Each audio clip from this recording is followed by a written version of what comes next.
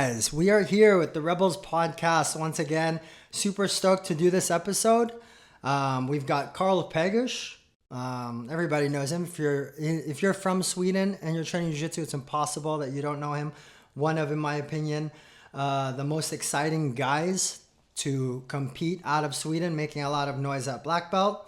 And along with him is a good friend of mine as well, one of my students from when I was teaching in Enköping, and one of his current students now, Viktor Seesawat. Yeah. Fucking impossible to say his last name. But also a really good jiu-jitsu competitor, just got his brown belt. Yes. And yeah, it's going to be really fun. We're just going to talk the shit for a little bit and just see what the boys are up to. Perfect. All right, but before we start, I have some rapid fire questions. These are the only things that I've got kind of scripted, all right? Every other, or are we going? So I'll do question one, and then you can hit it off first, Viktor, and then Karl can give the answer, and then it's just 5, and then we can kind of freestyle from there. Let's go. It'll be easy. It'll be kind of jiu-jitsu related in the beginning. So the first one is, who is your favorite jiu-jitsu fighter of all time? Of all time in the gi, you gotta pick one. Just one to make it interesting, and it can be even a guy that does MMA. Yeah, no, I'll say Nicolas Mergali. Mergali? Yeah, old Nicolas Mergali. Okay. Yeah. Why not current Nicolas Mergali? I mean, I like him now, but back in the days when he only did gi, holy shit, yeah, it's crazy. Yeah, that lasso, the lasso guard's crazy. Yeah. Karl? I gotta give a shout out to my boy Renato Canuto, always keeping it entertaining. Nice. And yeah. I can see why. I can see why with the style and everything. Similar style, yeah, for sure. All right, favorite position in jiu-jitsu? In jiu-jitsu. Viktor, huh? Okay, yeah, keep jiu-jitsu. Man, that's a tough one. It's the same for you, probably. Same position. Like Mergali, I like the lasso. You like the lasso. Yeah, the lasso. Man, he's always so boring. Double lasso. Bro, double lasso. It's the way. Yeah. It wins fights. It wins fights, man. Anything without grips. So any position that isn't actually a position. Yes. The middle ground. Yeah, where you have space to run and jump. Yeah. Or in the air flying. That's your position. No, but I would actually say close guard though. Like if to be honest, if I got to pick one of the best positions in jiu-jitsu, I would pick close guard. But I mean, dude, it's making like I always felt like it always depends on the school that you're training at. But for me, it was like the first thing I've learned is the first thing that I teach in my school. It's the first thing I try to get people to kind of feel comfortable in. And I mean, I feel like it's kind of making a comeback now as well at the high level of black belt. You see guys, I mean, going for it all the time now. I mean, look at Mika Galvan. Yeah. Just like that's his guard. 2-on-1, guard, bro. Gonna arm drag you and circle around the back. It's like he does it to everyone. And like in my opinion, close guard, like there are 3 positions that are very dominant, and it's close guard, mount, and back mount. Yeah, for sure. And out of those, mount and close guard is kind of the only thing where you can't be attacked unless you suck at jiu-jitsu. Yeah. Because there is some weird attacks you can do from when people have your back. Exactly. It's hard to attack someone from underneath in mount. Yeah. And basically you only have an sequel if you're doing if you're on top in close guard and try to attack the guy. And even then it's quite hard to pull off. Yeah. Yeah. And like you always have, the only way to pass the close guard is to open the close guard. Right. So you have to do one movement backwards before you can advance. For sure. So close guard. Man, it's funny. My first fight, I'm just jumping to it, but in this world, I had close guard for like a couple of minutes. I feel like pretty good in close guard, but man, this guy's fucking spammed that sequel choke. It's pretty annoying. It's super annoying. He got 2 advantages. Yeah, it's super annoying. Like when they're really good, man, close guard fucked me up at Euros. That's how I lost. That guy went into my close guard and he just dry humped me for like 3 minutes, bro. Honestly, it's hard, bro. I mean, it's one of those things where if the guy is not actively trying to get out, it can be hard to be, even if you're aggressive, because you also don't want to open up too much. Because I feel like once I get close guard, I love that position so much. I'm not trying to change to something else. I want to keep that and try and unless I've got a sweep or I'm gonna sub. But yeah, it can be frustrating when they get up like sort of tripod and they just fucking hug your head. That's super Yeah, annoying. super And, annoying. and especially those minutes goes by fast. Yeah. Once you're like, okay, it's 5 minutes. I mean, the close guard is chill. No, You it look at takes it, forever. you're like, oh, now it's 2 minutes left. Yeah. Yeah, this is the thing. Like, people are like, I don't like, the only thing I don't like about master, competing in master is that it is 5 minutes. I wish that it was like, yeah, it's master, but it's still 10. Yeah. Because it's too easy to score and burn time when it's 5 or 6 minutes. And especially the way that IBJJF does the point system, it's not like UAEJJ. UAEJJ is a little bit better with the shorter time because of the way that the points are. But I feel like IBJJF, it's like, if the guy scores on you first, they're experienced enough to just like ride the time, it can be really hard. Yeah. All right. Favorite hobby outside of jiu-jitsu? I'm assuming you guys have lives outside of jiu-jitsu. Yeah. It's like, yeah. It's not My convincing. favorite hobby. Don't say weightlifting because it's part of Yeah, your jiu-jitsu. exactly. Okay, You it's can't training. say fucking weightlifting. Man. It's fucking empty, man. Blank. Oh no. Man, I train, I chill at home and work. Okay, what do you do when you chill at home? Just like watch movies or some shit. I can't watch movies. I have too much ADHD. Yeah, You can't I watch can't movies. watch anything. Dude, he's I watch never- for 10 minutes and then I actually in the car on the way here, I'm like, yeah, I'm gonna, you know how in Fast and Furious, how the car has like this? And he's like, I never watched Fast and the Furious. That's crazy, bro. I haven't watched I'm not a car guy, and I watched all of it. Yeah, Because me growing up, when the first, second, third one, when they were still like street racing Yeah. oriented, it was the shit, man. It was a lot of hype. Never You never watched seen it? Man, I can watch like 10 minutes and I have to switch. I watch another thing 10 minutes. It's like typical like fucking TikTok brain. was fucking made bro. for you, man. Do Brain you is watch? fucked. Okay, instructionals. You don't watch instructionals. Yeah, I love instructional. Yeah. You love instructionals. Yeah, I love it. I can't sit through I an love it. instructional. No, me I can't. neither. I don't remember the last time I finished a whole like even a segment. Like I remember the only instructional I really liked was the Meow Brothers because they were Really? like straightforward. They weren't all about the. They're like, I'm gonna show you the move. Here's the move. Next move. It's because they're so awkward, so they just want to get it finished. Yeah, exactly. Yeah. They just want to blast through it. But John Danaher on 2x speed is fucking perfect. On 2x speed. All right, guys. See, already with the jiu-jitsu hacks, bro. John Danaher on 2x speed. I've never And you can fucking get heard through that. it.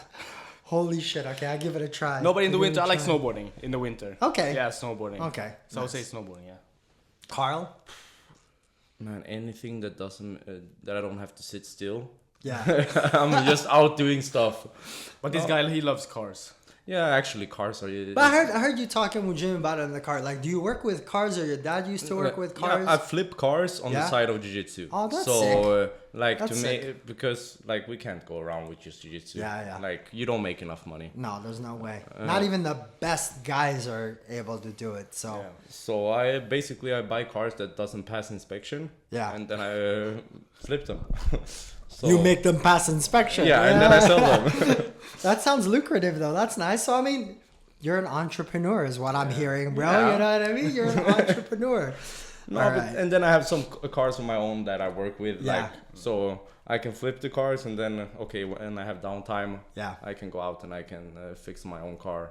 Is it like it's like a hobby type thing? Like you just like to get in there and like work It's just with it something and stuff? the same with jiu-jitsu, like it's very hands-on. Yeah. And if you fuck up, it's like, okay, it was my hands that fucked up. Yeah, It was right. not so much. I can't whenever I play video games, I get like, I need to put more time into this, and I get mad. And, Yeah. But this is very like calming, and Yeah. it's like, okay, I put my hand on this, I remove it, I Yeah. put the new part back. Okay. So- Nice. It's calming for the mind. I hear you. Sick. All right. Favorite food? Like if you could only eat one food for the rest of your life, what is that? Man, this is tough. I You love can do food, different yeah. like toppings or if Are we whatever, talking but- like favorite kitchen or favorite dish?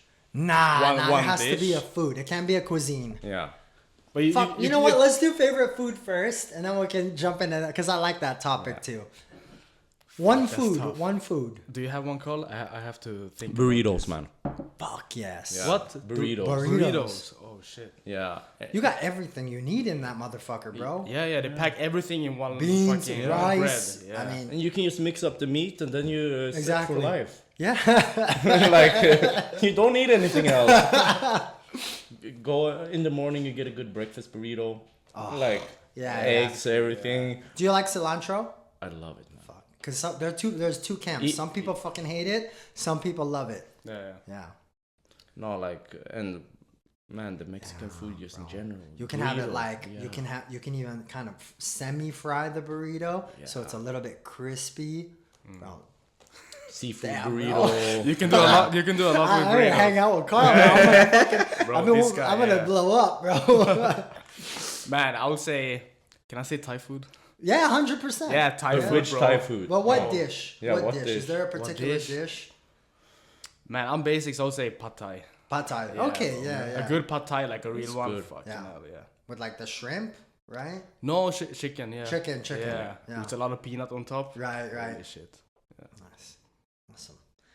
All right. Last one. Jiu-Jitsu pet peeve. So a pet peeve for our listeners out there who aren't sure what it means. Man, it's I'm the not one sure. it's the one thing that like it drives you nuts. Like something in jiu-jitsu that somebody does, like people do, that just like it fucking annoys them. So an example, I knew a guy that hated it when people would train with a mixed match, like a blue pants and then like black jacket. I knew a guy that hated that. My pet peeve is when people try to heel hook me in gi. I will kick you in the face. Yeah. I will kick you in the face. We're in the gi and you try to heel hook me. I hate might that kick shit. you, Yeah, I bro. hate that That's my pet peeve. So- Man, yeah, I have one. I thought about it this week. I fucking hate when you're playing guard and the guy tries to pass, but he can't pass. You know, he finds it impossible, or he just gives up. Yeah, like fucking stupid. Or like when they grab the ankle lock and just lies down, and then you come up and it's like you got the 2 points and now you just pass him. Like you know what I mean? Yeah. Like they just like grab the cop-outs, foot and like lie jiu-jitsu down. cop-outs. Yeah. Yeah, jiu-jitsu cop-outs. He's like, fuck, I want to practice my guard. You don't even try to pass. You just take the foot and lie down. And I come up with it. 2 points. And then you try Oh to pass. shit! So there's a bunch of guys here listening who are your Yeah, training they know who partners. they are. They ain't talking. Yeah. I'm talking to them. Yeah. I hate that shit. Oh man, this is hard. Like, there's not really much bothering me, but I would like, in general, I would say politics, because I don't like them in jiu-jitsu combined. But that's not really a pet peeve. It's just like an agenda, or almost. But No, but I mean, that like politics is something that like the one thing I hate about it is it's usually something that is between a certain group of people, and it just trickles down and affects other people who aren't even a part of it. Yeah.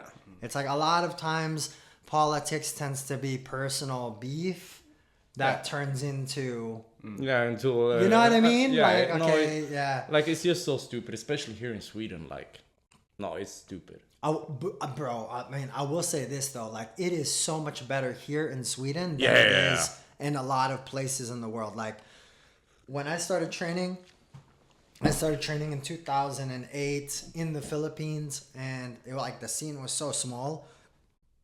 And we had a different mindset. Instead of like, okay, it's a small scene, let's try and help each other out. It was more like, it's a small scene, we got to see who's the better one out of all of us. And it was highly competitive. Cross training wasn't even a thing. I didn't really cross train with other teams until I left until I moved from the Philippines. And that's when I got to feel what it's like to cross train. And I think like here in Sweden, it's a lot better. I think a lot of the politics that happens is a lot more like kind of behind closed doors and a little bit less obvious, but it is still there. And it's annoying, man, especially if you think about how in Sweden, I mean, the population of Sweden is so small already. And then you have a tiny percentage of that population that trains. And then within that population, They're gonna beef with each other. exactly. beef, and it's, I get you. But like, if I would have a pet, like a smaller one, I would think people who don't understand jiu-jitsu is a martial art. Yeah. Like, we're actually fighting. That's like, you can train jiu-jitsu as a hobbyist. Yeah. And you don't have to get injured and stuff like Right. that.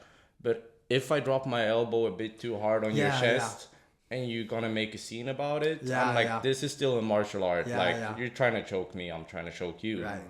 Yeah, I get you. Like, it is. I think that's something that happens a lot nowadays, is because we also don't practice the self-defense aspect of it. Or okay, you don't practice it, but a lot of people will teach jiu-jitsu without keeping it in mind. You know what I mean? No one really teaches the self-defense aspect of it, and that's okay because I feel like, you know, if you've been training for a month, 2 months, you'll understand it. It will kind of just come naturally. But like you said, like the fact that, man, this ain't, you know, this ain't chess, or it's not a video game, you know what I mean? It's a contact sport, you know? And it's just like one of the things whenever I teach kids, for example, I'm telling them pretty right forward, like, okay, say for example, we're playing De La Hiva. Yeah. And you need to kick the other leg right to make the guys go off balance. And I'm like, okay, kids, in Jiu-Jitsu, we're not allowed to kick, but I'm pushing hard with my foot at speed on his kneecap. Yeah. So I'm kicking him. Yeah, exactly. But let's define it. I'm pushing hard. Exactly. Yeah, exactly. And if someone would get mad at me for off balancing them, like I'm doing the correct move, just move your knee. If you don't want to get hurt, move your knee. Yeah, exactly. Yeah, I get that. One thing that annoys me actually, and this has been happening especially with newer guys, because you know sometimes newer guys, every instructor has encountered this. The new guy that like he doesn't like it when people go too hard, but he also has no self-control. And the thing is, we all know, like, if I'm rolling with you and I'm going hard, you have no choice but to match my level, my energy level, right? But you will always have a few guys that are like, man, these guys are going too hard, but you see him out of the gate. As soon as they slap bump, he's going crazy too. And it's like, they don't understand that, like, you know, it kind of takes two to tango. If you want more chill pace, and there's nothing wrong. I don't like rolling super light. Like, I don't know how people do it. But if that's what you want, you need to establish that from the get-go. You need to set that pace. And then if the guy's going too much, then you can start to say, okay, I'm trying to like slow it down a little bit. But if you're going fucking balls to the wall right away, that guy's going to do the same thing. Yeah, for sure. You know? Yeah, and like, that's the thing also. Whenever you go hard, like especially white belts, dude, a white belt that doesn't know how to go hard, you have to fuck them up. Yeah, because you can't be going semi-hard with a, because all of a sudden it's like they're dropping their weight in the completely different directions. So you have to control the pace while still going hard as fuck. Yeah. So okay, so this is cool. This brings me into a question. Like, how do you roll when it comes to rolling with like lower belts? Because I've never trained with you. We're gonna be able to train later, which I'm super stoked about. But what I hear is you have a little bit more of a give and take kind of style. Yeah. Very, very giving. Like I take if you fuck up. Yeah. And if you don't fuck up, I will make sure you fuck up, and then I will take just to prove like, okay, there's levels in this. Right. But basically, I've been rolling since I was a kid. Yeah. So I'm very flexible just from like being in the positions. Yeah. So it's not many positions that's hurt me. No, yeah. Like, okay, you can stack me. It's no problem. Like, yeah. And they can put their weight on me how much they want, and I will manage to escape. Yeah. But especially like depending on which kids or which lower belts we're talking about. Yeah. Like, what are their ambitions? That's how I'm gonna set up the roll against them. Because if I'm rolling with a dad that has 4 kids, he needs to go to the work tomorrow morning. Yeah. I rather feel like, okay, he needs to get a good round where he like, he's challenged, but I don't need to use strength against that guy. Yeah, I hear you. And I can put him in his place, like just with technique. Yeah. And if I have a kid that's, okay, I'm going to fight worlds. Yeah. Okay, I'm going to, now, even though I'm way better, like, I'm going to challenge you, like, in those positions you were most likely to end up in worlds. Right, exactly. So he maybe pulls guard, and I let him set up his guard, and then I fuck up his guard. Yeah, exactly. Right. So that's kind of my approach to, like, the lower belts. And then some guys just have to, they don't know what they're doing. You just got to lay down the law. Yeah. Have to be a big brother sometimes. Yeah, bully them. Yeah. How is it for you, Victor? I mean, now you're one of the brown belts at P2. How many brown belts you guys got now in P2? Maybe 4, 5 now. It's you, Anders, Espen, Niklas, Gabriel. Oh, we're 6. Yeah. 6. Yeah, okay. 6 with me. Yeah. Okay. So how is it like? when Karl, what's the setup in P2 right now? Like, when does Karl teach? When do you guys take the classes? How's the setup you guys got at P2? Karl holds 2 classes a week. So Monday gi, and then today, Thursdays, no gi. And then Eric, he held more classes before. Yeah. But now he's backed off a little bit. So he comes 1 or 2 times per month on Wednesdays. Cool. Yeah. So when Eric is not there on Wednesdays, we just divide it. Okay. So usually I hold the trainings. Yeah. And so like,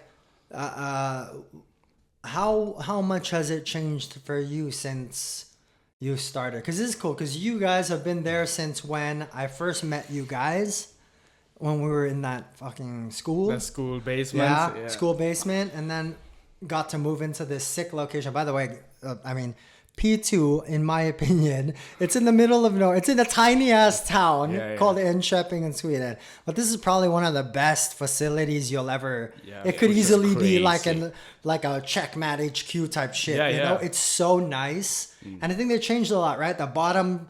There's like even strength more, in the bottom even now. more like gym space. Yeah.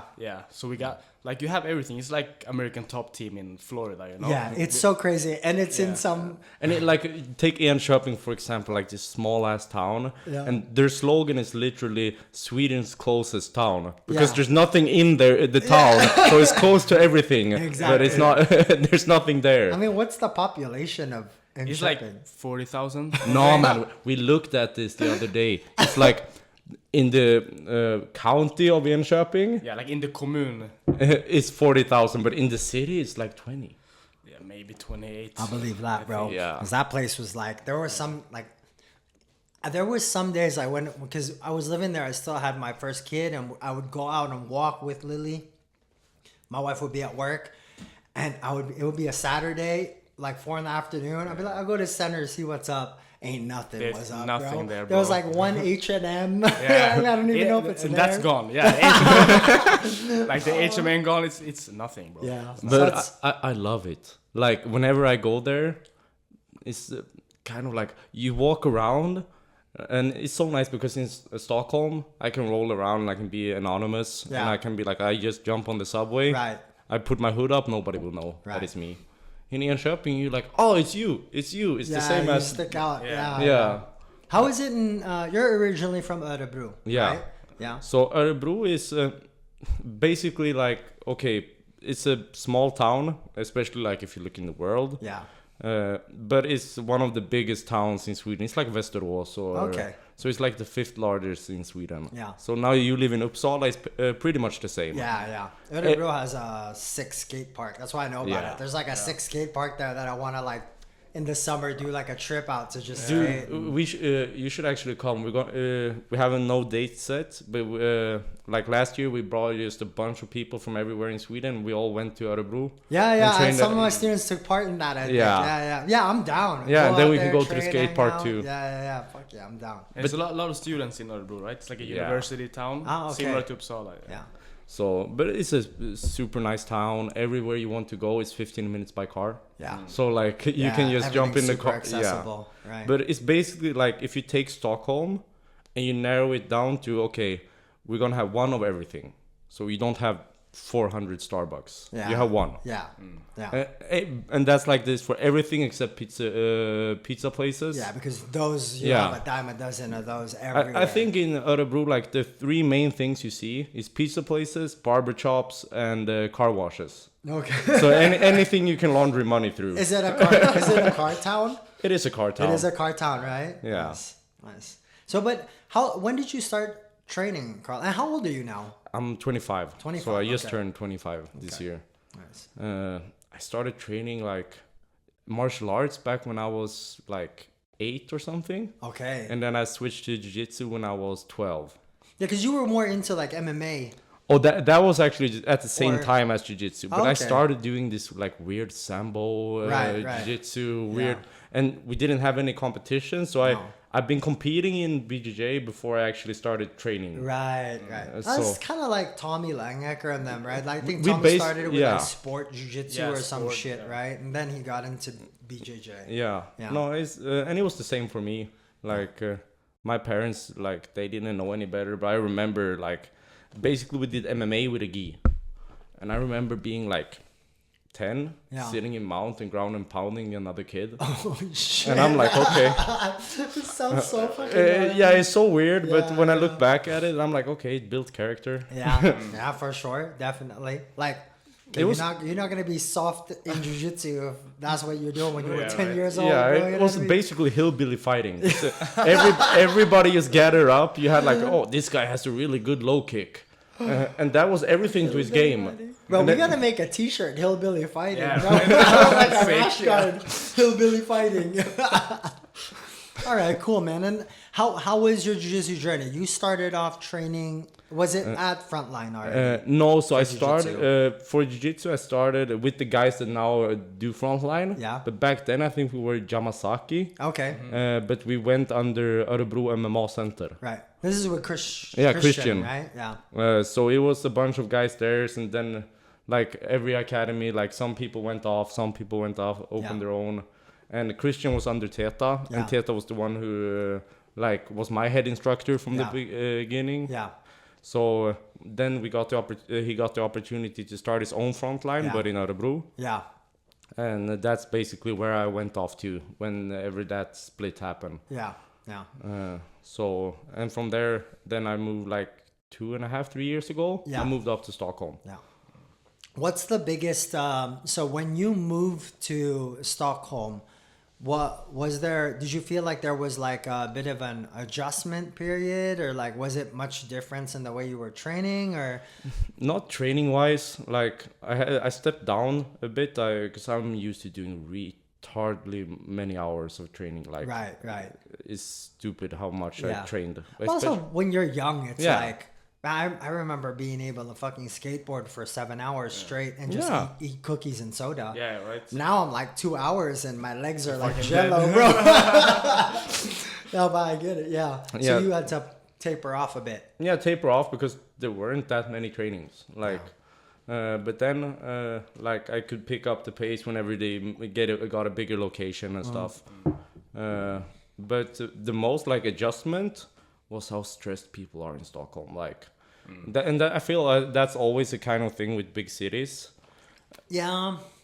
But like where I'm from, like I told you, I'm gonna be here. Let's meet at 11. I was here 11:30. Yeah. I'm like, Well, it's not. But it's like Filipinos too. Yeah. Like Filipinos are like Manila's a massive town, but I think like it is stressful, but also Filipino culture is like quite laid back, you know.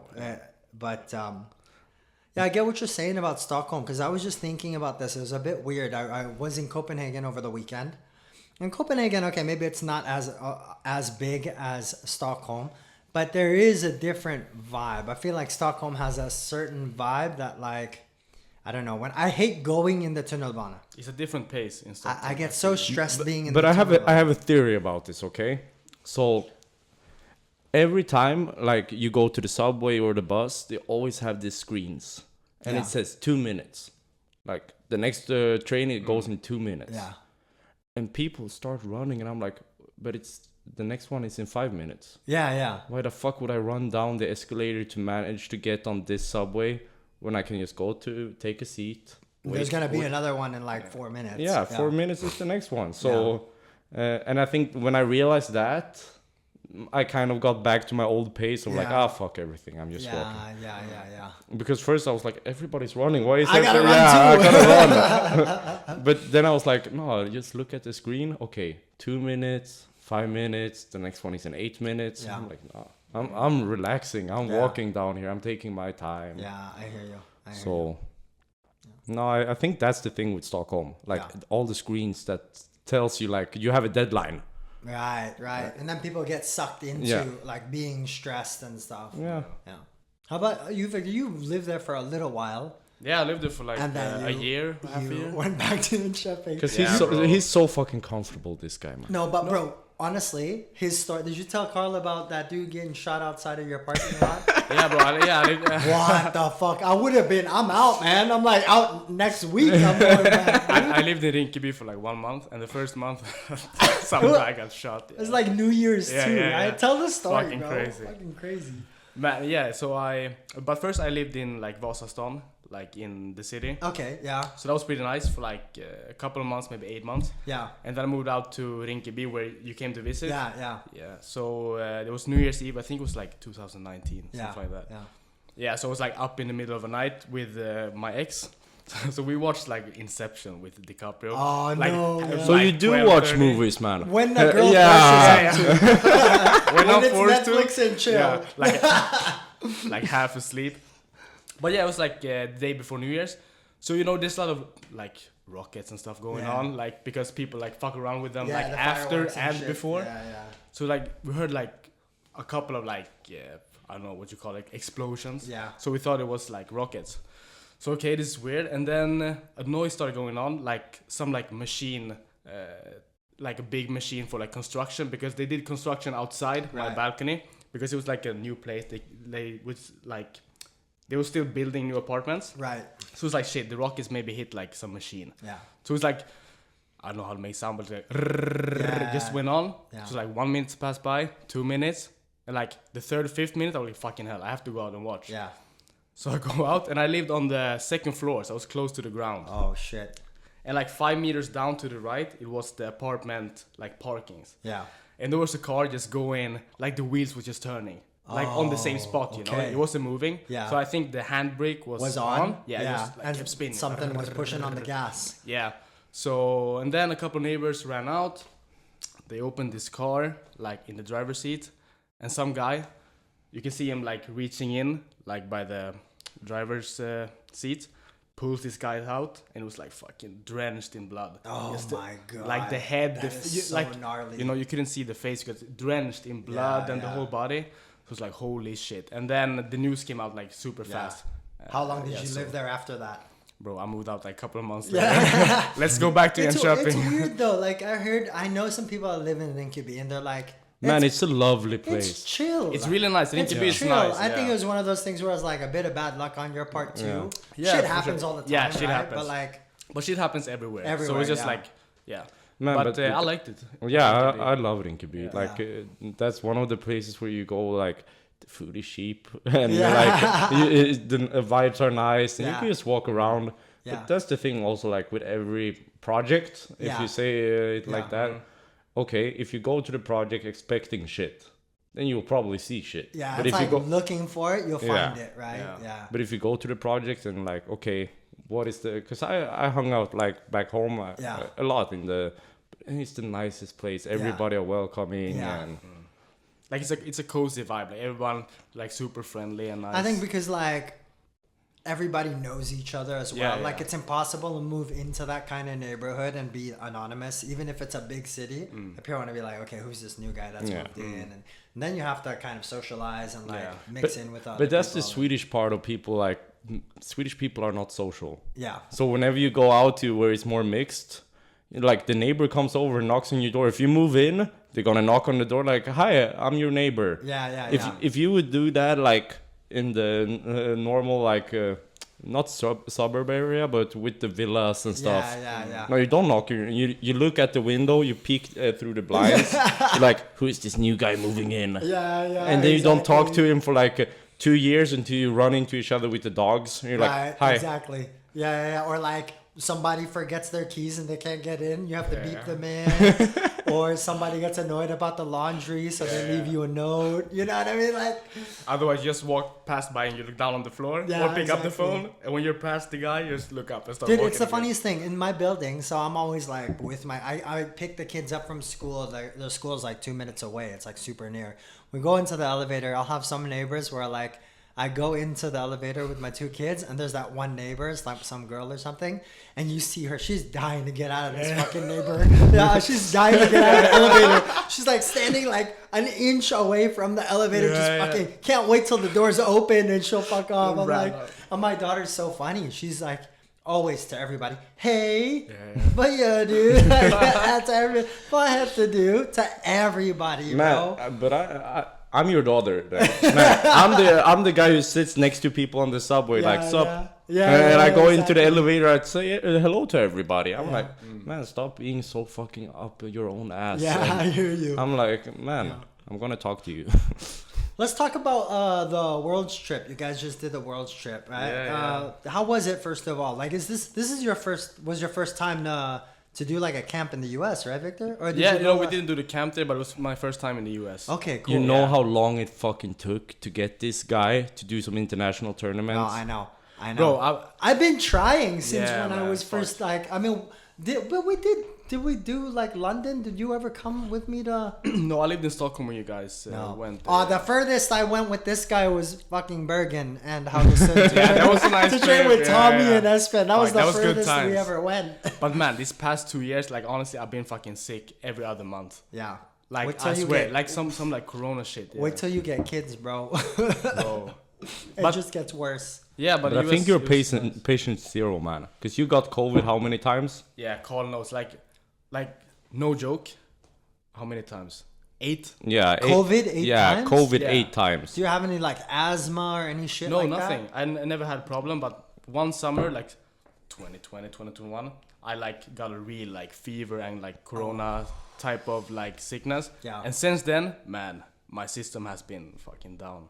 Fuck. Okay. Like, so your immune system has just never bounced back from No, it. like I got sick the week of competing now at Worlds. It was like Yeah. 3 weeks ago. Yeah, and you got sick the same week as the Europeans. Yeah. But I think it's just you being a bit of a bitch and like getting so Maybe. nervous. You get the COVID creeps forward. Yeah, you already have your positive test from last time. It's like, the- Karl, I have COVID. I mean, I get that too, dude. Like, I'm always still fucking nervous when I compete. Yeah, me Like, too. I try to play it off like I'm chill. Europeans that I did, that was probably the best I've ever felt because I actually kind of got into this mental space where I was nervous, but I was able to kind of just vibe and hang out in the bullpen and not stress while the matches were going. But generally, I'm a wreck. Like I'm fucking nervous all the time. And when there is that feeling when you start to get nervous, especially if you get nervous too early, Yeah. then you get this feeling like, fuck, am I getting sick? Or like, am I dehydrated? You get Or in your like- head like, man, I'm getting it sick, I'm happens getting for sick. sure. for But sure. also like with the immune system, like you're on a diet and it's going Exactly. down. And Man, you're training hard as shit. Exactly. Yeah. this was like for this Worlds was the first time like ever I would say that I got really sick before a competition. Yeah. And man, at the worst time, like 1.5 weeks before, Oh, fuck. and they put me in the hospital and everything. Like Really? it was bad. Was it like you were coughing shit up or like? No, it was. I got like 41 Celsius fever, and yeah, it was fucked. I got on 41. That's the sort of shit you start hallucinating. Yeah, I started it's passing crazy. out. Like, Oh. but what do you call it? Halsfluss in Swedish. Yeah, tonsillitis. Yeah. Bro, I got this shit too earlier in the year. So yeah. basically, they told me like I probably had it for 2 weeks, but I kept on training, and then eventually, when like okay, your body can't take anymore, it just shut down. So Douglas, my best friend, had to Yeah. drive me back home to Örebro. And he just jumped in the car and like he dropped me at my mom's place. I was like, Mom, I'm really sick. And I just remember like passing out, and she just thought I was sleeping. Yeah. But I was just passing out in bed, Yeah. and then next morning they drove me into the, To the ER. Yeah, ER, and then Fuck. I told them like I'm gonna compete Worlds. So you're not gonna put me in this hospital. Like I'm not staying here. Yeah. So just prescribe me the like strongest antibiotics you got, Yeah. and I will be out of here. Yeah. And- Okay, just to take care of the Yeah. throat infection. Damn, bro. That's super shit luck. Yeah. Super shit luck. How about you? Like, so how long before were you sick? But you got sick afterwards. Too. Man, I You was got sick. sick after. Yeah, so Europeans, I was sick. Like if we talk about this year, Europeans, and then it went 1 month, and then we had. You were sick before Europeans. Yeah, like the week of. Yeah, Like, because 3 I days saw you before. in the warm up area, and then you I talked was- about it. I was we like fucking floated dead. a little bit. Yeah. He was like So tired. 2 days before, no, same day, Saturday, like during lunch, I trained here in Sweden. So I was leaving the evening. Yeah. Bro, I was sick the whole week, so I weighed myself with the gi. I weighed 86.5, and I do 82. So it's like fuck. So and you know when you're sick, like you get super bloated, and your body just holds all the water, Yeah, so you can't exactly. like sweat it off. It's No. like super tough. Yeah. So I went down. I was like, fuck, I gotta roll. And then I came in and saw you guys. I was like, let's go. And I was like trying to lose so much weight and just sweat, and ate like 1 avocado and like 5 eggs a day. I was fucking dead, man. Yeah. So that's terrible, man. Yeah. So yeah, obviously it affected like The performance and Yeah. everything, yeah. But like, was it... you get in your head like, fuck, I'm not ready, I'm sick, blah blah. Yeah, yeah. Yeah, but for sure. I mean, it's hard enough to like... I think when you're competing, any normal person...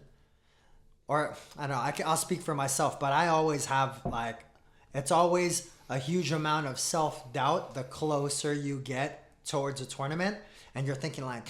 Okay, fuck, did I train hard enough? Like, even though you probably did train as much as you did I get the rounds I needed? Did I cover all the positions I needed to cover? Like, how's my cardio? Is my cardio going to be okay? Blah, blah, blah. And then you start looking at like, okay, what's my bracket look like? Fuck, this guy looks tough. There's so many factors.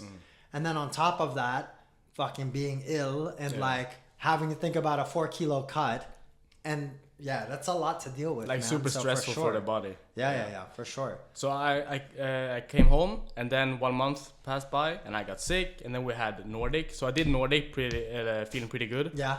I did 94 just to fucking. I was like, okay, I'm not gonna cut shit. I like, I could do 88, but fuck it, let's do. I never done 94. Yeah. What were you weighing with the gi? I weighed in like at 86 without like, I ate the whole. Just like because I was a referee, so I was there. We got a lot of right. food. So I did that, hurt my fucking knee in the final. I remember. But I got the gold. And then after that, I got sick again. Yeah. And then we had Finnish. Yeah, so I went to Finnish Open, hurt my knee again in the finals, got sick. And then, I was fresh up till the week of Worlds. And then I got sick again. What is it? You don't think that it could be like an overtraining thing or? I don't know. I think it's a combination of like my immune system being like super weak at the moment. But I haven't looked it up before like Worlds because I don't want any doctors to tell me like, oh no, don't do anything. But maybe now would be a good time to do like blood work. I think now shit, in the summer, I mean? I'll check the blood values and stuff. See what's up. Yeah. Because you generally have always been quite like you eat quite healthy too, right? You're not like. Do you snack? Do you do?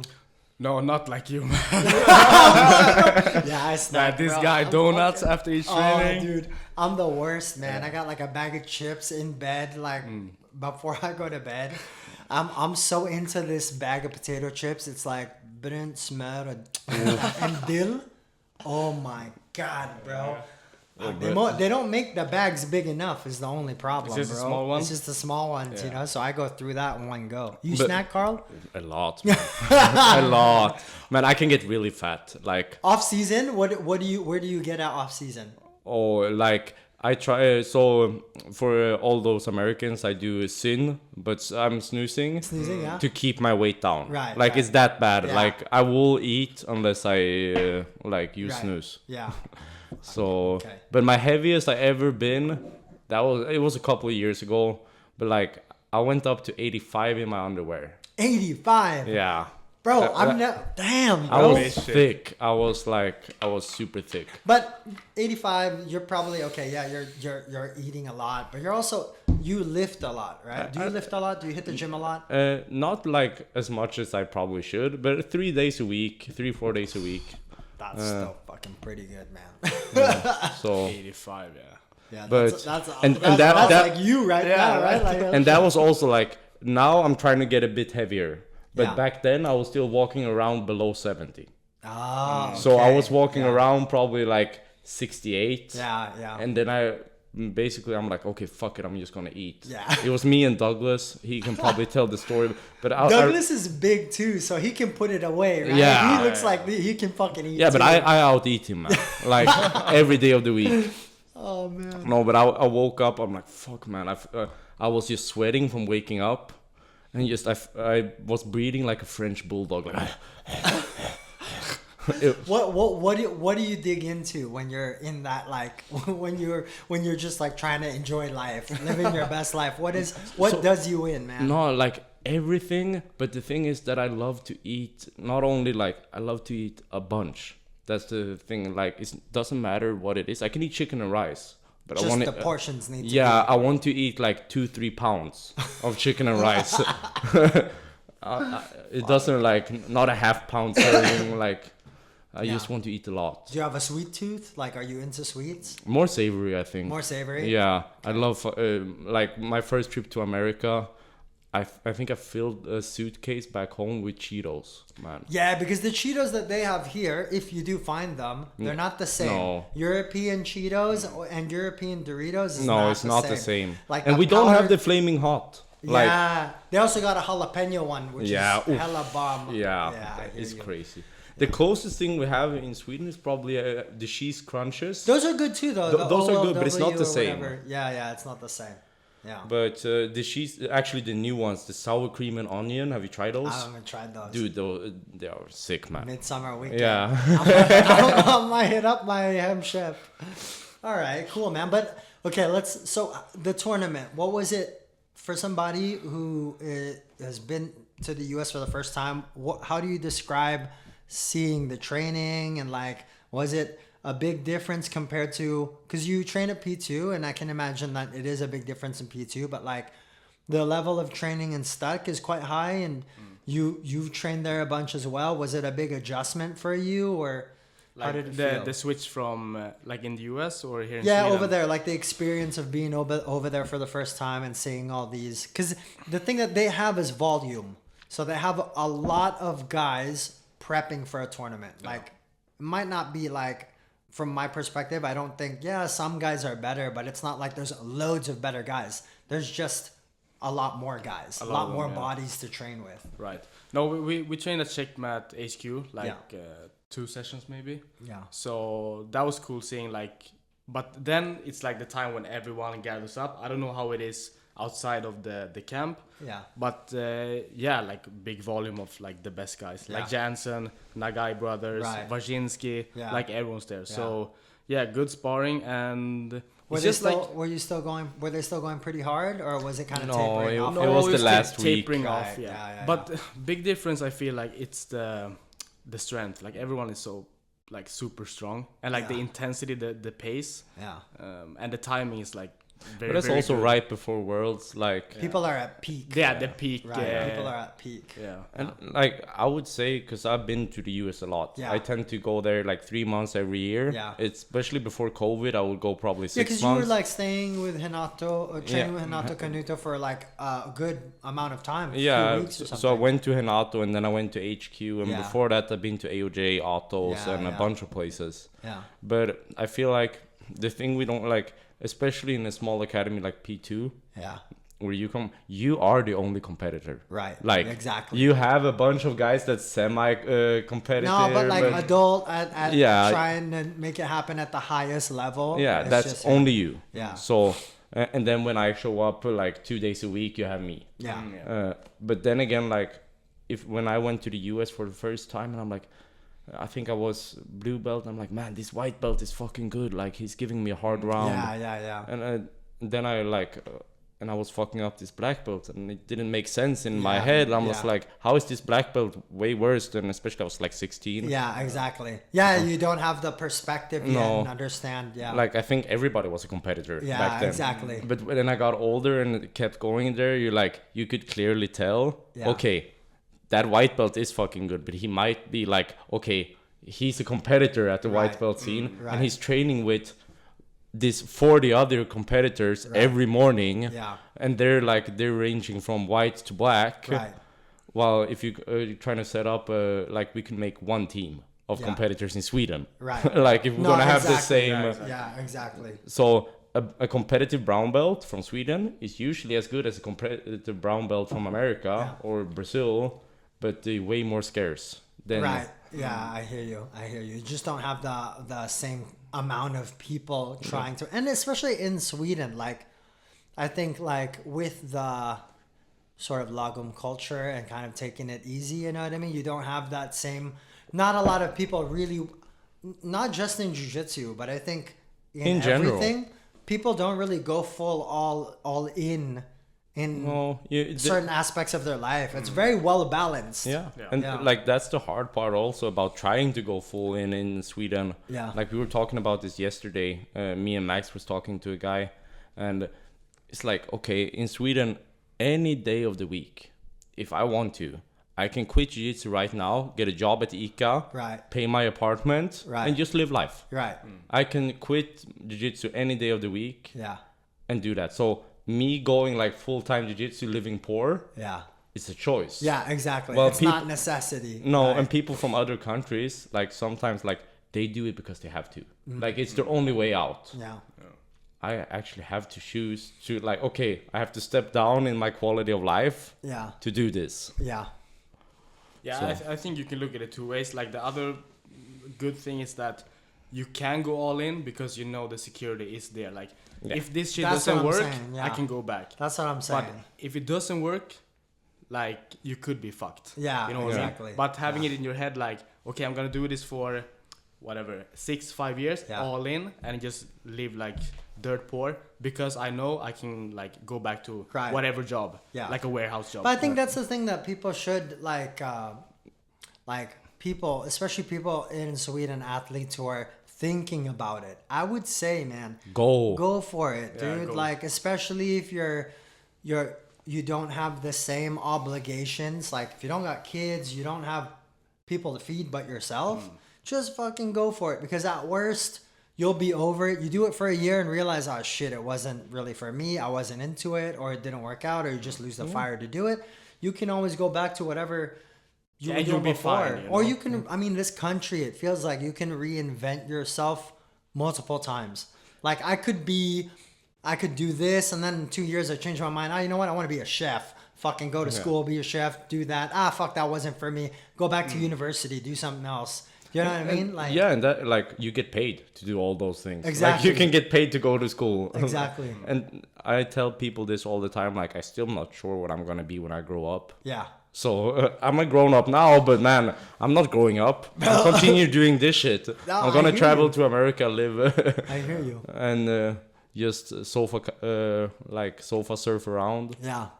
But I think in Sweden also, there is, even though there is this culture of like taking it easy, there's also this sort of pressure that people don't talk about, that you have to grow up. You got to grow up, you got to finish school, you got to get your own place, you got to be independent, you got to do this. Like you need to have your ducks in a row. You don't have to be like balling or super loaded or super successful, but you got to have your ducks in a row. You know what I mean? Yeah, and like for me, that's one of because I work with a lot of kids, right? Yeah. I have a bunch of juveniles and like pre-juveniles Yeah. that I teach and I mentor kind of. Yeah. And it's one of the hardest part to see, like when they're 12 to like 15, their parents are like super supportive. Like even if they like some people have full support from their parents, some Yeah. parents are not in the pictures. But like usually for the Swedish kids, when the parents are in the picture, Yeah. they're like, yeah, go ahead, go to the tournament. We pay for the tournament and stuff Yeah. like that. And then all of a sudden, as soon as you hit 15, you start to get the summer work and stuff like that. Yeah. They're like, okay, time for you to grow up. Yeah. And they're like, but I just put 4 or 5 years into the sport. Yeah. And I'm like, this is when it finally starts to open up to travel. Right, Like now I can go to. Now is the time to put the pedal to the metal even more. And Yeah. then that's when the parents tell them like, okay, but now you need to grow up. Now Yeah. and it's such a like double edged sword. Yeah. Because the parents tell them one thing the entire time they're growing up. Yeah. But as soon as the parents want them to grow up, they're like, oh, you can become anything.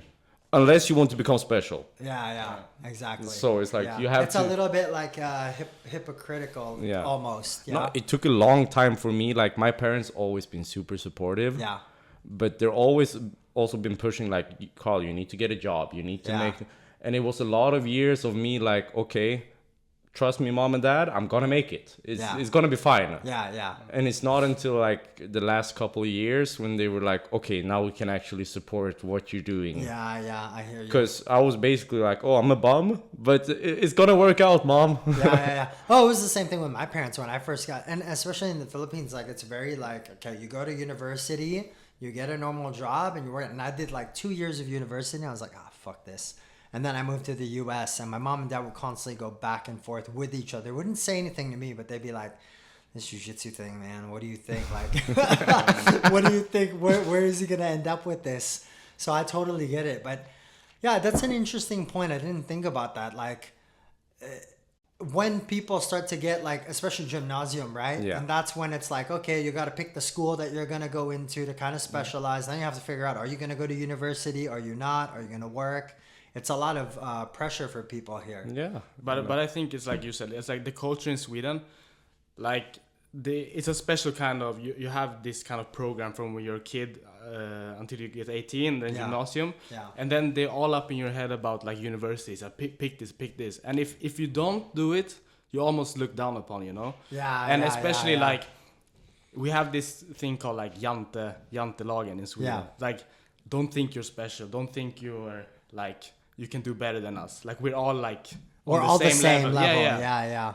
So when you pursue something that's not monetary goals, it's like they think you're like weird and like a loser, you know? Right. So, but I feel like in America, it's like they put like chasing your dreams on a pedestal, you know? Yeah, it's like the you can opposite. achieve anything, you can accomplish this, just put your mind to it. In Sweden, it's like, sit down, boy. Yeah, it's the total opposite in America. Like that, they really try hard to sell the sort of American dream, you know what I mean? Like, when I first moved there, you know, I was talking to like Filipinos who have been living there for a long time. And they were like, yeah, you know, life is hard in the US, but it's the land of opportunity. Whatever you want, you can do it. You can get it. You want a car, you can get that car. You just gotta work hard. Yeah. You want this, you can have this house. You just gotta work hard.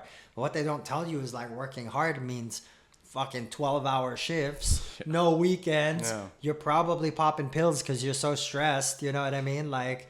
They don't tell you that. There's the dark side of that. You know what I mean? And like a fun story about, I actually have an American friend who moved here to Sweden to like become great. Yeah. And he's a filmographer. Yeah. And I was like, man, what the fuck are you doing in Sweden? Yeah. Like, why are you going here? He's like, no, you don't understand. The American dream works way better in Sweden. And I'm like, what? No, exactly. I agree 100%. Yeah. And then he explained it to me like, no, just look at the competition in America.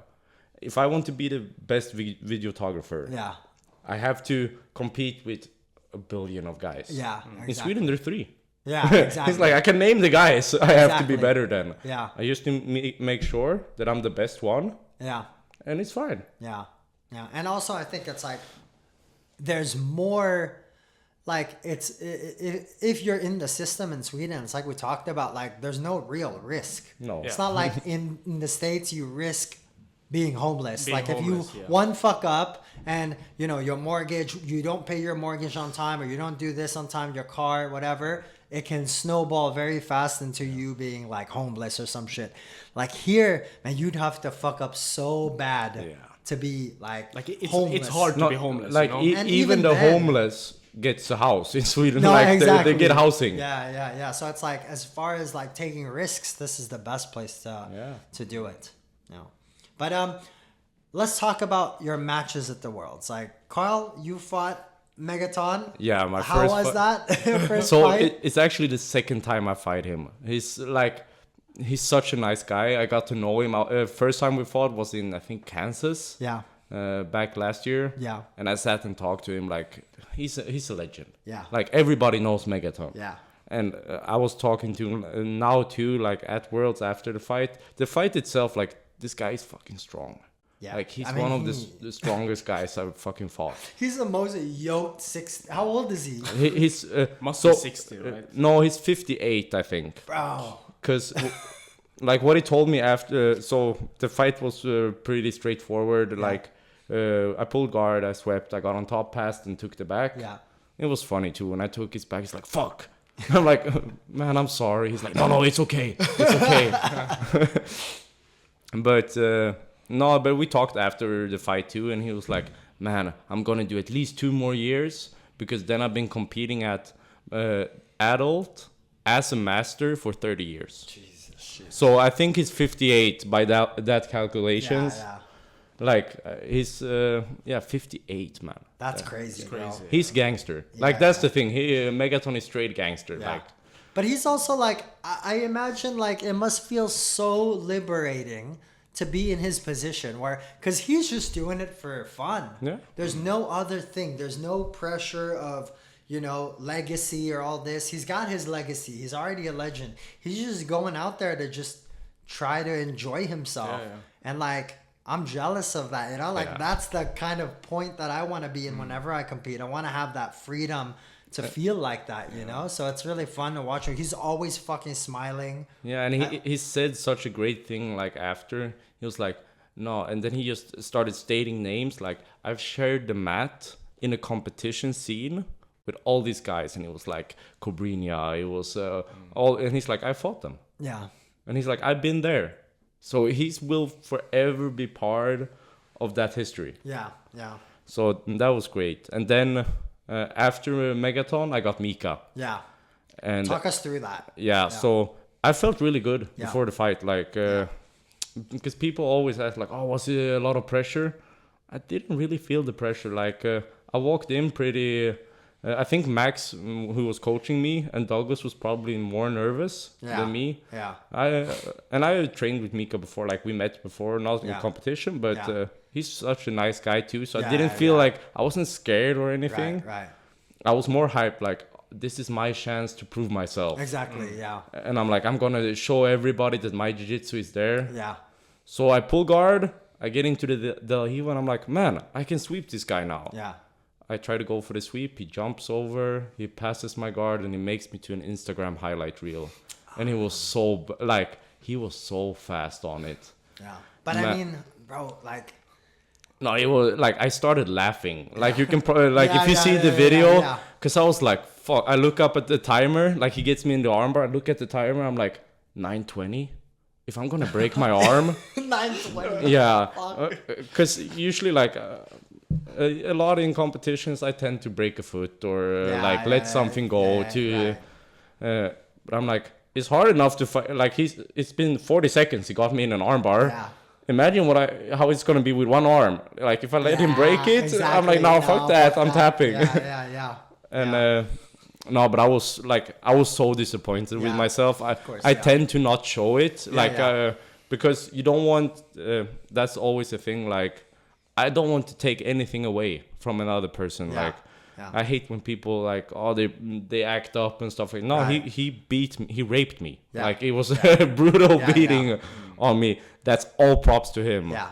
So Yeah, I hear you. Like that's his moment. yeah. Let him have that moment. Yeah. He worked hard for it. Because if the roles were reversed too, you wouldn't want to have to feel shit about your moment. No. You want to be able to celebrate and enjoy Yeah. and yeah. So, but I laughed it off. Basically, I was like, "Fuck!" He actually, like, he embarrassed me in front of everybody. This was crazy. Yeah.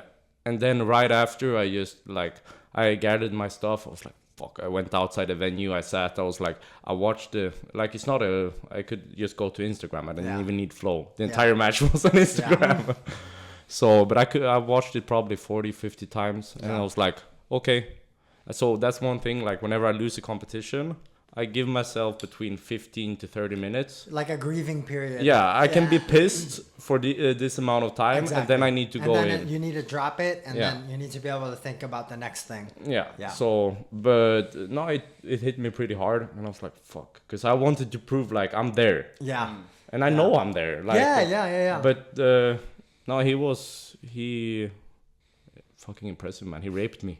But I mean, like, and the thing with Mika that I have so much, like, I'm amazed by is he's not doing anything different. No. He's catching the dudes with the same shit every time, which is even more frustrating. You know what I mean? Like, it was the same with Tadic, and it was the same with Max. I mean, but do you think, what do you think you have to change for the next fight? What adjustments do you feel you need to make? Like just like it's hard to say from my fight in general because like it was so short. Yeah. But I felt like he's very human. Like in that short amount of time, I could like grip him. I'm like, okay, this is. And the same when I talk to Espen. Like, no, he's very beatable, but he's super good. Yeah. So I think you have to basically don't jump. Like I tend to jump on every opportunity I get. Like when I saw the Del Hiva sweep, I'm like, don't get pulled into this. Right. So just try to fight more calm Yeah. And pick your shots. yeah, Right. and that, it's hard also for me because that's not really my style. I'd Yeah. rather create a scramble and Exactly. then see Yeah. what happens. Yeah. But for the next, there's gonna be a next time. Yeah, so. yeah, for sure. So going into training, is that something that you feel you need to kind of adjust leading up to the future tournaments, like kind of lessening the scramble or lessening the positions where it's a little bit too, it's not favorable enough on your end. Like Yeah. it's a little too 50-50, Yeah. you know what I mean? Like, And especially like I feel like I need to compete more. yeah. Too. Yeah, because Like, you're so young too. How Yeah. many years at black belt? oh, this is my first. Yeah, this is my so, first world. I mean- I got it. Actually, I think I've had my black belt now for like 1 year and 1 week Yeah. or something. Right.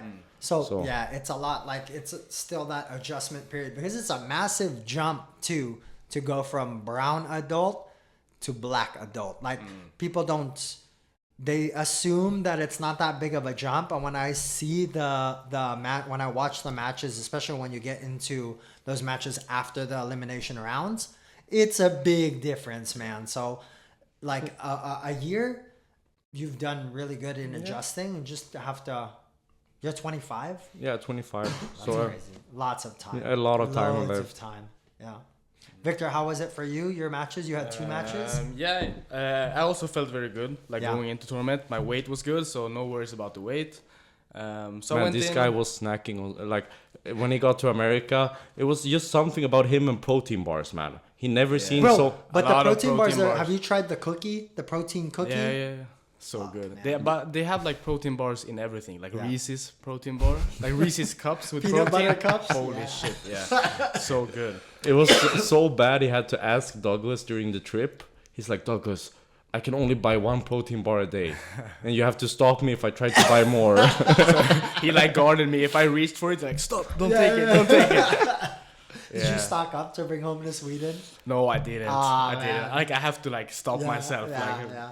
But no, I felt good. First fight, I won by points. I got a sweep from like the Lahiva sweep, so Yeah. it felt nice. I got into it, and then second fight, I got this guy from Alliance. Like I think his name was like Colton or something, but he was good. He was like ranked number 5. Yeah. So it was me and Douglas because Karl went almost the same time, so we had to divide the whole group. Right. But Douglas was there with me, coached me, and helped me out. So yeah, we get into the fight. Felt good, felt strong. And then he tried to pass me, and I got an underhook on his arm to like a showy bar entrance, right? Yeah. So I get this reverse arm lock, and he falls down, like face down on the floor, and he like tapped in the middle of the air. I wish we could show this on film, but I'll show you later. So he tapped like in the air, and then when we came down, and I was like cranking on it, his hand was like 1 centimeter from the floor. Was about to tap, and the ref stopped the fight. Yeah. So in my head, okay. That's it. I let the submission go. Yeah. I was like, cool, nice, 2 wins. Let's get ready for next one. Yeah. And we stood up, and then the other guy protested like, oh, I didn't tap. So we stood there, and I was like confused. I looked at Douglas like, what's up? Yeah. So he talked in his like earbud. Yeah. And then like 1 minute, 2 minutes passed by, and he That's stood a us long up. time too, man. Yeah, and you know when like you're in a fight, that mode, and then you have to like calm down, prepare for the next one, and then Yeah. you have to go again. Yeah. So we stood up, and the ref just gave me 2 points. Fuck. Yeah, and we started from standing. It was like instead combat, and we just go, and this guy fucking ran at me, you know. So I was like, what's going on? And then we continued, and then I lost the fight. It's such annoying too because there's a very different. Once you get into that, both of you are entering with very different mindset. For him, it's like second shot at life. Yeah. And for you, it's like, what the fuck? What I was just ready. happened? It's supposed to be done. Yeah. I was like, mentally, I was getting ready for the next one already. And like when the ref stops you, like in the submission, like a straight arm lock. Yeah, like, you just fucking assume had that's yeah, it. it's a wrap, you Yeah, know? exactly. And then he just Yeah. stops the fight and start over. It's like But super weird. I think like it's super weird, but I think also like you could have won that fight again, but it's mostly because like this is also your second big tournament ever. Right, exactly. So and to be the second big tournament, to be middleweight, Yeah. stack division, purple belt. purple. I mean, everyone's a fucking Because it's the killer. same. Like if you look at your loss at Europeans, it was completely tactical. Because you gave up the sweep too late in the fight. Like Right. you were better, but Yeah. as and I think that's just from you not competing that much. Experience, So yeah. like the more big tournaments you do, you're gonna feel way more comfortable. And we can announce it here so he don't pull out, because he's gonna fight he's gonna fight the world pro at brown belt yeah, now. Yeah. It's gonna be At nice. in Abu Dhabi. Yeah. When is that? November. November. Nice. So Viktor is doing Abu Dhabi. Yeah. So now he can't pull out because it's gonna be on the internet. Well, we get to call you pussy forever. Yeah. Everyone hears this now. But like, that's- but yeah. also like in a worlds, like in a fight in worlds against good guys, it's like it's hard to like fully dominate. Yeah. If you're not Mika, you know. No, this is the thing. Honestly, like you have to, like, you gotta go in with the mindset that, man, I'm not gonna submit everybody. I'm gonna have to edge out wins. Like, Yeah, I'm I'll gonna have to work for win this. for like an advantage. Ain't nobody Yeah. giving free advantages of the Exactly. world. You know what I mean? That's not like, you know, like the guys you say you were training with that just fucking sit down and none of those people No. exist No. at purple belt in the worlds. You know what I mean? So everything you want, you got to work for. Yeah. And it's a lot harder for sure. So it's like, man, it can always like go either way. And when you get a submission like at that like purple adult world, it's like, and then you have to start over and try to win again. I mean, Yeah. But I mean, lesson learned, right? Like I used to watch tournaments and see like black belts and like they would hold on to shit like a second or two longer and you'd be like, oh, what the fuck, bro? That like the guy what was a douche, tapping. bro. Yeah. That's the way, man. But now I'm like, bro, you got to. It's Yeah, like you have to. insurance for yourself. Yeah. So it's up to the other guy. If he's getting caught, you need to tap early. Or if you even wait a little bit, you know what I mean? This is the name of the gonna game. break, you know, you don't want to leave any space for something like this to happen. So I mean, this is a good learning experience for you. Next time you get a fucking Troy bar like that, you're gonna fucking you breaking. crank on it until you feel the referee like Touch you. touching jump you, on you and- physically yeah, stopping you, you know? So, oh man, but it sounds to me like you're getting a lot of good momentum. I feel like since I was training with you guys, you've gotten so much, there's a lot of growth that's happened, and I feel like experience-wise, there's a lot that's already happened too. I mean, you came to train with us a few times before, and you're super sick, man. Like, Victor's really good. Yeah, so you just he- need that confidence, that experience, and at this point, I feel like this. It's like just getting good at playing the game of jiu-jitsu. Like your jiu-jitsu is good, but now we gotta focus on getting good at playing the game, which is two different things. Like, not everyone who has super sick jiu-jitsu does well in competition because they're not good at playing the game. There are some people with shit jiu-jitsu, That's but they're super so good. good at Yeah. playing the game that like they win big titles, yeah. man. Man, and that's one thing I have a hard time with too. Like, I need to improve that. Like before, when I was all about playing the game. Yeah. And then I was like, man, during COVID, because we didn't do any tournaments. No, exactly. I completely switched the opposite direction. I'm like, I'm just going to do stuff that I like in jiu-jitsu. Exactly. And I think that's where all the crazy scrambles and stuff come from. Yeah. Because I had nothing to win. Yeah, Like, you had exactly. 3 years of no competitions. Exactly. So I was just doing a bunch of jumping stuff, and now I have to reroute back to like, oh fuck, I actually need to score the advantage. And it's even harder to reroute what Yeah. you've been doing as a higher belt. Yeah. You know what I mean? Like if you were doing it as a brown belt already, then you have to fucking change that. That's tough, man. That's tough. I think that's also why you see a lot of like really good athletes when they change teams. And then you think a lot of people are like, oh shit, this guy's at this team now. He's gonna fucking kill it. He's getting coached by this guy. But you see it doesn't click right away because they have to change their approach completely different, whatever it is, strategy wise, tactic wise.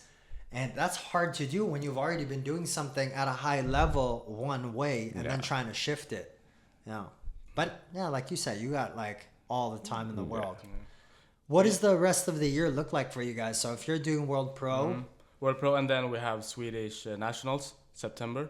SM, So that's super soon. next one for me, anyways. Yeah. And then, like, you know, Nordic pops up, and Yeah. then like smaller comps. Maybe like we'll do London or something. Yeah. London's a fun thing Yeah, to Nogi Euros, Yeah. like stuff like this. Yeah. Bro, I love just like if you just want to get like experience and just get like just get the rounds in. Those fucking grappling industries tournaments are so fun, bro. I've never done one. Bro, you gotta do it. I want to, yeah. Bro, the mat is so fucking small. Bro, it's so fucking the tiny. guy can't fucking run away from you. And the mat is like the size of this room. Yeah. You know what I mean? No, and I heard like from all the guys I talked to, and I want to do it because they're like, no, it's mayhem. Like it's the best tournament, but like they're like no bullpens, no anything. Like they will just shout your name, like you're fighting. Yeah, it's and crazy, then you just walk bro. up to the mat. It's basically like an open mat, but tournament format. Exactly. I've seen a guy have to fight gi. He signed up for gi and no gi. And the division ran sort of the same time. Yeah. So he had his gi on, competed, took it off, went to another mat, did the no gi, put his gi back on, competed. I was like, it's fucking Man, crazy. it's kind of like, have you ever gone to the Battle of Stockholms? I have not been yet. Actually, that's Godsky runs it, right? Yeah. That's the same. Like they're amazing tournaments. Yeah. And like he's putting out a bunch of them. Yeah. But those have the same type of vibe. Yeah, Like yeah. all of a sudden they shut down the show. And he has some cosplayer walking out as Darth Vader. Like, you're like, what is happening? Why is Darth Vader here? And Darth Vader, he plays the Imperial March. Yeah. And then it's 5 minutes of Darth Vader walking around. Then all of a sudden the matches are back on. And people are fighting again. Like, it's crazy. That's some sponsorship deal right there. Yeah. Bro. Yeah. No, but that's like, it's the best for just getting like Mat time. yeah, mat time. And if you want to experiment a certain strategy, but you don't want to do it at fucking IBJJF because IBJJF you got to pay $130 for registration, fly wherever. You don't want to do it in that setting. But maybe a grappling industries where it's like round robin. If you lose one, you can still fight. You know what I mean? It's a good place to experiment when it comes to like tactics and strategy. If like there's a certain approach you want to take. Like you get a lot of fights regardless of losing or winning. Regardless, yeah. There are dudes there that like fight 8 times, they win twice. Yeah, man. I mean, that's like, so for me, mileage for the students, that's kind of the best way to go. When is the next one, man? Let's do it. They got one in London soon, but I think it's also in September. Okay. They do a lot of them. Like They do a lot in of them. Europe, Like, and in England, they have like London, Birmingham, Manchester. They've got loads of them. Amsterdam, Copenhagen. I think they do Copenhagen twice a year. Yeah. They've got loads of them. You guys should definitely hit that up. When they have this weird octopus medal, it's pretty cool. It's pretty cool. Yeah. It changes every year. The last one I always did, different, it was yeah. a fucking shark. I got an octopus. Yeah, shark's face. Then the one before was like an octopus. But it's always pretty dope, actually. The medals are pretty dope. I wish they would give out like belts though. I think like Have you ever done Naga? I've never done a Naga. I did when I was like first year blue belt, when I was like 15. Or they give out a sword or Yeah. some shit. You know? Come home with a fucking sword. Sword and a belt. I remember feeling so fucking cool walking through the like airport security. Because I flew with only hand baggage or hand luggage. So you gotta stick that thing in your. Yeah, you no, gotta have it on your I had it on shoulder. my arm. I was like, oh, you need to scan this. You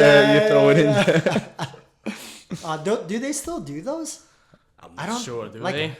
I don't know if they Nagas? have any in Europe, but In America. in they America probably- for It sure. was like the Grappler's Quest kind of thing, like back in the day, right? Yeah.